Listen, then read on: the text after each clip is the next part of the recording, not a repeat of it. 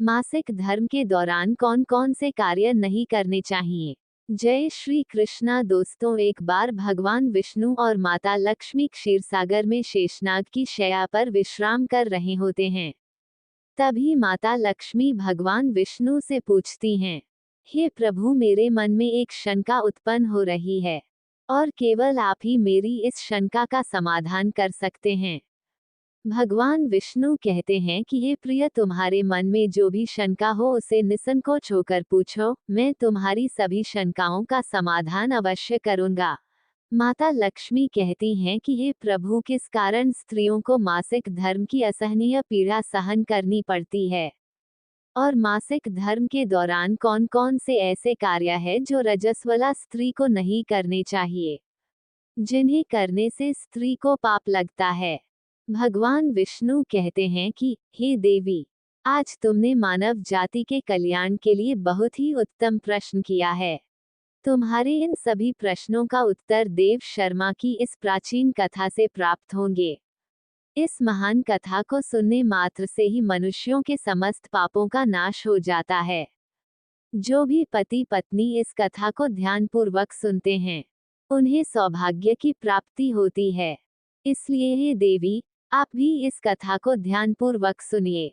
माता लक्ष्मी कहती हैं कि हे प्रभु, ये देव शर्मा कौन थे, उनका आचार विचार कैसा था, मैं उनकी कथा अवश्य ही सुनना चाहूंगी।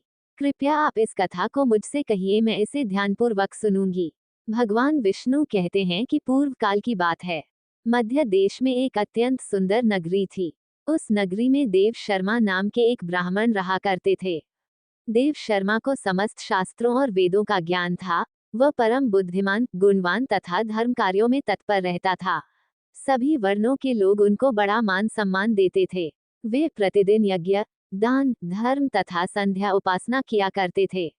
वे पशु, पुत्र, बंधु बांधव तथा धन संपत्ति से संपन्न थे। देव शर्मा की पत्नी का नाम भगना था। वह भी अत्यंत चरित्रवान, गुणवान, पतिव्रता तथा धर्म का पालन करने वाली स्त्री थी। फिर एक दिन देव शर्मा ने अपने घर पर सत्यनारायण की कथा रखी और सभी ब्राह्मणों को स्वयं जाकर निमंत्रण दिया। नगर में निवास करने वाले सभी मनुष्यों को उसने पूजा तथा भोजन के लिए बुलाया। फिर पूजा के दिन समस्त ब्राह्मण उसके घर पधारे। देव शर्मा ने विधिपूर्वक सभी ब्राह्मणों का पूजन किया और उनका आदर सत्कार किया। फिर उसने सभी को घर के अंदर बुलाया और सुंदर आसन देकर मिष्ठान भोजन कराया। ब्राह्मणों को भोजन कराने के बाद उसने सभी ब्राह्मणों को वस्त्र आदि का दान करके विदा किया। वे सभी ब्राह्मण देव शर्मा को आशीर्वाद देकर वहां से चले गए। फिर उसने अपने परिवार, बंधु बांधव, अनेक दीन दुखियों और भूखों को भोजन कराया। ये सब भी जब भोजन करके चले गए, तब देव शर्मा अपने घर के द्वार पर खड़ा हुआ सबको जाते देख रहा था कि तभी उसने देखा कि उसके द्वार के बाहर एक बैल और एक कुतिया खड़े हुए थे और वह आपस में बात कर रहे थे। उनकी बातें देव शर्मा ने भी सुनी, जिनको सुनकर उसे बड़ा आश्चर्य हुआ। वो कुतिया और बैल उसके माता पिता ही थे, जो पूर्व जन्म के पापों के कारण इस जन्म में बैल और कुतिया बन गए थे। तब देव शर्मा मन ही मन सोचने लगा कि ये दोनों तो साक्षात मेरे माता पिता ही हैं, जो मेरे घर पशु बनकर आए हैं। पता नहीं किस कारण से इन दोनों को इन प्राणियों का शरीर प्राप्त हुआ और अब इन दोनों के उद्धार के लिए मैं क्या करूं। इस प्रकार विचार करते हुए देव शर्मा को रात भर नींद नहीं आई और वह रात भर भगवान का स्मरण करते हुए सोच विचार करने लगा कि मेरे माता पिता की मुक्ति का उपाय केवल मुनि वशिष्ठ जी ही बता सकते हैं। इसलिए सवेरा होते ही देव शर्मा स्नान, ध्यान आदि कार्य संपन्न करके मुनि वशिष्ठ जी के आश्रम पहुंच गया। वशिष्ठ जी ने देव शर्मा का स्वागत किया और कहने लगे कि हे ब्राह्मण श्रेष्ठ, आप बहुत चिंतित और दुखी दिखाई पड़ते हो। आपके दुख का क्या कारण है? किस कारण से आपका हमारे आश्रम में आगमन हुआ है? देव शर्मा कहते हैं कि हे मुनिवर, आपको प्रणाम है। आपके दर्शन से आज मेरा जन्म सफल हुआ। आज मैं आपके पास एक शंका लेकर आया हूँ, आप ही मुझे इस दुख से बाहर निकाल सकते हैं। वशिष्ठ जी कहते हैं कि हे ब्राह्मण, आप दुखी ना हो, मैं आपके दुख का निवारण अवश्य ही करूंगा। जो भी आपके मन में शंका है उसे निसंकोच होकर पूछो। फिर देव शर्मा कहता है कि है मुनिवर, कल मैंने अपने घर में भगवान विष्णु की कथा कराई, विधिपूर्वक भगवान का पूजन किया, ब्राह्मणों और भूखों को भोजन कराया। उसके पश्चात मेरे द्वार पर एक बैल और एक कुतिया आ गए और आपस में बातें करने लगी। वह कुतिया उस बैल से इस प्रकार कहने लगी कि हे स्वामी, आज जो घटना घटी उसे सुनिए। हमारे पुत्र के घर में ब्राह्मणों के भोजन के लिए जो दूध रखा था उसमें एक सांप ने अपना विष उगल दिया था, जिसे देखकर मुझे बहुत चिंता होने लगी। उसी दूध से प्रसाद बनने वाला था, अगर सभी उस दूध से बने प्रसाद को खा लेते तो उनकी मृत्यु हो जाती, इसलिए मैंने वो सारा दूध पी लिया। लेकिन उसी समय बहू की दृष्टि मुझ पर पड़ी तो बहू ने मुझे बहुत पीटा, जिस कारण मेरा अंग भंग हो गया। मुझे बहुत पीड़ा हो रही है, इसी कारण से मैं लड़खड़ाती हुई चल रही हूँ। अब मुझसे ये पीड़ा सहन नहीं हो रही है। कुतिया की बात सुनकर बैल बहुत दुखी हुआ और वह भी अपना वृतांत सुनाने लगा। हे प्रिय, अब मैं तुम्हें अपने दुख का कारण बताता हूँ।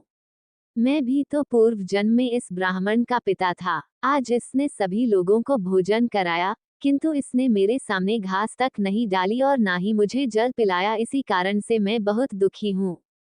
फिर देव शर्मा कहने लगा कि इस प्रकार अपने माता पिता को कुतिया और बैल के रूप में ऐसे देखकर मुझे बहुत दुख हो रहा है। मुझे रात भर नींद नहीं आई, मुझे बहुत चिंता हो रही है। मैंने कभी कोई पाप नहीं किया, हमेशा धर्म के कार्य किए, फिर भी मेरे माता पिता को ऐसे कष्ट क्यों झेलने पड़ रहे हैं? इसी कारण से मैं आपके पास आया हूँ। कृपया आप मुझे बताइए कि किस कारण से मेरे माता पिता की ऐसी दुर्दशा हुई है और उनकी मुक्ति के लिए मुझे कौन सा कार्य करना चाहिए। फिर गुरु वशिष्ठ ध्यान लगाते हैं और उस ब्राह्मण के माता पिता के पूर्व जन्म के कर्मों को देखते हैं और फिर देव शर्मा से कहने लगते हैं कि हे ब्राह्मण, तुम्हारे माता पिता ने पूर्व जन्म में घोर पाप किया है, उसी पाप के कारण आज उनकी ऐसी दुर्दशा हुई है।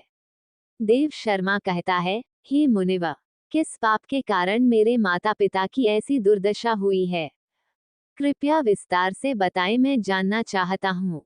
फिर ऋषि वशिष्ठ कहते हैं कि हे ब्राह्मण देव, ध्यानपूर्वक सुनो। ये जो बैल तुम्हारे पिता हैं, ये पूर्व जन्म में कुंडी नामक नगर के श्रेष्ठ ब्राह्मण रहे हैं। इन्होंने एक बार एकादशी का व्रत करके व्रत के मध्य में ही भोजन किया था। व्रत के दिन इसने दान पुण्य भी नहीं किया। इसने द्वार पर आई गायों को कभी भोजन नहीं खिलाया। इसने अपने पितरों का श्राद्ध भी विधिपूर्वक नहीं किया। और तुम्हारे पिता ने पिछले जन्म में मासिक धर्म के दौरान ही तुम्हारी माता से संबंध बनाया था और इसी पाप के कारण तुम्हारे पिता को इस जन्म में बैल का रूप मिला है। अब तुम्हारी माता के विषय में बताता हूँ। तुम्हारी माता ने रजस्वला होते हुए भी भोजन बनाया। मासिक धर्म के दौरान ही इसने भगवान की पूजा की तथा तुलसी को जल चढ़ाया। रजस्वला होते हुए भी इसने भगवान को भोग लगाया। इसी महापाप के कारण इसे इस जन्म में कुतिया का रूप मिला है। मासिक धर्म के दौरान स्त्री 3 दिनों के लिए अपवित्र हो जाती है। मासिक धर्म के दौरान स्त्री को पूजा पाठ नहीं करने चाहिए। स्त्री को इन 3 दिनों तक अपने बालों को भी नहीं धोना चाहिए, इससे पति की आयु कम होती है। मासिक धर्म के दौरान पेड़ पौधों को भी स्पर्श ना करें और ना ही रजस्वला स्त्री के साथ संबंध बनाना चाहिए। जो पुरुष ऐसा करता है उसे ब्रह्म हत्या का पाप लगता है। जो रजस्वला के वस्त्रों को छूता है उसे भी पाप लगता है। रजस्वला स्त्री में 3 दिनों तक ब्रह्म हत्या का पाप निवास करता है और चौथे दिन स्नान करके अपने बालों को धोकर वह स्त्री पवित्र हो जाती है। चौथे दिन स्नान करने के पश्चात उस स्त्री को अपने पति का मुख देखना चाहिए, अन्य किसी पुरुष का मुख नहीं देखना चाहिए। और यदि पति समीप ना हो तो भगवान सूर्य देव के दर्शन करने चाहिए। गुरु वशिष्ठ कहते हैं कि हे ब्राह्मण देव, इसी पाप के कारण तुम्हारी माता को कुतिया और पिता को बैल का जन्म प्राप्त हुआ है। देव शर्मा कहता है कि हे मुनिवर, कृपा कर मुझे मेरे माता पिता की मुक्ति का उपाय बताएं। वशिष्ठ जी कहते हैं कि हे ब्राह्मण देव, तुम किसी भी अमावस्या के दिन अपने माता पिता की मुक्ति के लिए तर्पण करो और दान पुण्य करो। गाय की सेवा करो और गाय को मिष्ठान खिलाओ और अपने माता पिता की मुक्ति के लिए भगवान से प्रार्थना करो। फिर देव शर्मा वशिष्ठ जी के बताए सभी कार्यों को करता है और तब उसके माता पिता को मुक्ति मिल जाती है। भगवान विष्णु माता लक्ष्मी से कहते हैं कि देवी, मैंने तुम्हें रजस्वला स्त्री को कौन से कार्य नहीं करने चाहिए इस विषय में बता दिया है। अब मैं तुम्हें बताता हूँ कि किस कारण से स्त्री को मासिक धर्म के कष्ट से गुजरना पड़ता है। एक बार असुरों ने देवलोक पर आक्रमण कर दिया और इंद्र को इंद्रलोक छोड़कर जाना पड़ा। तब इंद्र ब्रह्मा जी के पास पहुंचे और उनसे मदद की मांग की। तब ब्रह्मा जी ने कहा कि इंद्रदेव, आपको किसी ब्रह्म ज्ञानी की सेवा करनी होगी, तभी आपके दुख का निवारण होगा। तब इंद्र एक ब्रह्म ज्ञानी व्यक्ति की सेवा करने लगे, लेकिन वो इस बात से अनजान थे कि उस ब्रह्म ज्ञानी की माता असुर थी। माता का असुरों के प्रति विशेष लगाव था। ऐसे में इंद्रदेव द्वारा अर्पित सारी हवन सामग्री जो देवताओं को अर्पित की जाती थी, वो ब्रह्म ज्ञानी असुरों को चढ़ाया करते थे। इससे इंद्र की सेवा भंग हो गई। जब इंद्र को ये बात पता चली तो वो बहुत नाराज हुए। उन्होंने उस ब्रह्म ज्ञानी की हत्या कर दी। हत्या करने से पहले इंद्र उस ब्रह्म ज्ञानी को गुरु मानते थे और गुरु की हत्या करना घोर पाप है। इसी कारण उन्हें ब्रह्म हत्या का दोष भी लग गया। ये पाप एक भयानक दानव के रूप में उनका पीछा करने लगा। किसी तरह इंद्र ने स्वयं को एक फूल में छुपाया और कई वर्षों तक उसी में भगवान विष्णु की तपस्या करते रहे। भगवान विष्णु प्रसन्न हुए और इंद्र को ब्रह्म हत्या के दोष से बचाने का उपाय बताया कि तुम अपने इस पाप को 4 भागों में बांटकर किसी दूसरे को दे दो, तभी तुम्हारा पाप उतर सकता है। सुझाव के अनुसार इंद्र ने पेड़, जल, भूमि और स्त्री को अपने पाप का थोड़ा थोड़ा अंश देने के लिए मनाया। इंद्र ने उन्हें कहा कि यदि वे उनका पाप ले लेंगे तो वो उनको एक एक वरदान भी देंगे। इंद्र की बात सुनकर वह सभी पाप का हिस्सा लेने को तैयार हो गए। सबसे पहले पेड़ ने ब्रह्महत्या के पाप का 1/4 हिस्सा लिया। इसके बदले में इंद्र ने पेड़ को अपने आप जीवित होने का वरदान दिया। इसके बाद जल ने 1/4 हिस्सा लिया, तो इंद्र ने जल को वरदान दिया कि जल में अन्य वस्तुओं को पवित्र करने की शक्ति होगी। तीसरे पड़ाव में भूमि ने ब्रह्म हत्या का दोष इंद्र से लिया। बदले में इंद्र ने भूमि को वरदान दिया कि भूमि पर आने वाली कोई भी चोट से उसे कोई असर नहीं होगा और वो फिर से ठीक हो जाएगी। आखिर में स्त्री ही शेष बची थी। इंद्र का ब्रह्म हत्या का दोष स्त्री ने लिया। बदले में इंद्र ने स्त्री पर दया करके स्त्री को यह वरदान दिया कि स्त्रियों के शरीर में ब्रह्म हत्या का पाप केवल 3 दिन ही निवास करेगा। लेकिन अगर कोई पुरुष इन 3 दिनों में उस स्त्री से संबंध बनाएगा, उस पुरुष को भी ब्रह्म हत्या का पाप लगेगा। और तभी से स्त्रियों को मासिक धर्म आने लगा। कथा पूरी होने के पश्चात माता लक्ष्मी भगवान विष्णु से कहती हैं कि हे स्वामी, आज आपने मुझे बहुत ही महत्वपूर्ण ज्ञान दिया है। अब मैं भी आपको वचन देती हूँ कि जो भी स्त्री मासिक धर्म के दौरान पूजा पाठ करेगी अथवा पति के साथ संबंध रखेंगी, मैं उसके घर में कभी निवास नहीं करूंगी। आशा करते हैं आपको ये वीडियो पसंद आया होगा।